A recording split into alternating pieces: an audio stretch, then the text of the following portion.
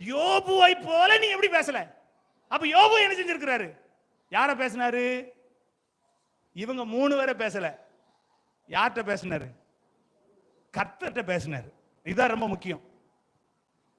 இந்த 3 பேர்கிட்ட பேசணும்னா கர்த்தர் சொல்லுவாரு, நீ எப்படி தான் பேசல, நீதானமா பேசலன்னு தான் நம்மளை கொண்டு வந்து சேர்ப்பாரு. நம்ம ஆண்டவர்கிட்ட பேச பழகிட்டோம்னா நம்ம வார்த்தையில என்ன இருக்க ஆரம்பிச்சிடும்? சொல்லுங்க. இன்னைக்கு நம்ம எதுல மீறி போயிருக்கோம் தெரியுமா? மற்றவங்கிட்ட பேசி பேசி நம்ம நிதானத்தை இழந்துட்டோம். நமக்குன்னு ஒரு ஸ்தானம் இருக்கு, நமக்குன்னு ஒரு நல்ல ஒரு ரெஸ்பெக்ட் இருக்கு. ஒவ்வொருத்தருக்கும் ஒரு ரெஸ்பெக்ட் இருக்கு. ஒவ்வொருத்தரையும் ஒரு ரெஸ்பெக்ட்ல கர்த்தர் வச்சிருக்கிறாரு. அந்த ஸ்தானத்தை நம்ம இழந்ததனுடைய முழு இழப்பு எதுல வந்துச்சுன்னா, மற்றவர்களோடு பேசி மற்றவர்களோடு நாம பேசி பேசி அவங்க புத்தீனமான காரியம் யாருக்கும் டிரான்ஸ்பர் ஆயிட்டு